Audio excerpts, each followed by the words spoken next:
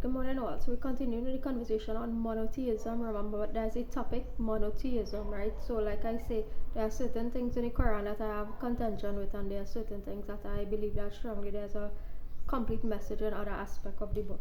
Right, so we're continuing on the concept of monotheism, which is one of the things that I adhere to strongly, meaning the worship of no other idol, human being, or any other entity other than the one supreme God itself. Right, so others say we worship idols and to them we remain devoted. um, However, do you hear when do they hear you when you supplicate? Right, meaning can idols hear you when you supplicate or pray to them? Meaning the physical non-living deities, and many people think that they can invoke life into those non-living objects. You cannot invoke life, right? You cannot invoke life into a idol of, even if you try to dress them, clothe them, feed them, whatnot, an idol of Mother Lakshmi, of Durga, of Ram, of Krishna, of the Christ, right? You cannot really invoke life into any of those entities. There are no individual died for my sins, right? So do they hear you when you supplicate? No, right? That's the answer to that question. Do they benefit you? No. Or do they harm you? No, they don't, right? So if a deity incarnate on earth, or a messenger or a prophet incarnate on earth, right, they do not cause harm or benefit, right? They are just maintaining the universe in justice, right?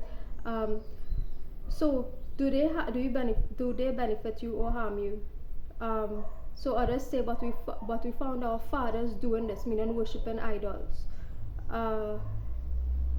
Then do you see what you have been worshiping, you and your ancient forefathers? Indeed, they are enemies to me, meaning Allah, right? The idols that you worship are enemies to Allah, right?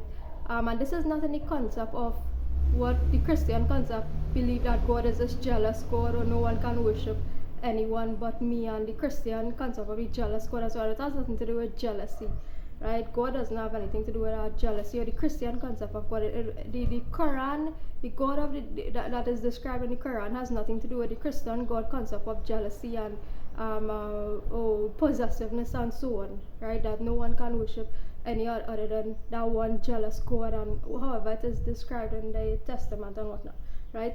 The Quranic, the description of God, which is the true description of God, is in fact quite the opposite, and is an expansive, right, an unlimited version, an unlimited being, right? That is Allah, right? An unlimited, indivisible being, an unseen being, right? So the idols, which are limited in form, right, as opposed to how the Quran describes Allah, right? The idols which are limited in form are enemies to the one unseen being, meaning not necessarily the idols themselves, but the worship of the idols is what the book is saying is in fact an enemy, right? The act of worship in the limited form is in fact an enemy to the one supreme God, right? So it is Allah who created you and guides you and feeds you and gives you drink, and when you are ill, it is Allah who cures you, right?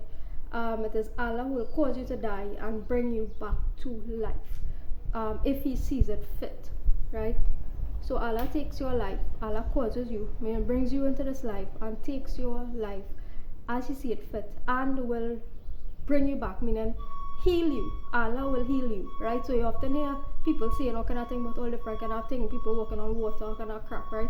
And healing, people are doing miracles, right? There are no miracles, right? Allah is the one, and through the Quran, that heals, right? It is Allah who heals, right? It is the Quran that heals. It is the word from the Quran that is healing, right? Not any other kind of simidimi thing that you will be hearing people talking about in whatever historical time you have been on earth. Right, so we continue this principle, talking about this principle tomorrow, God's willing.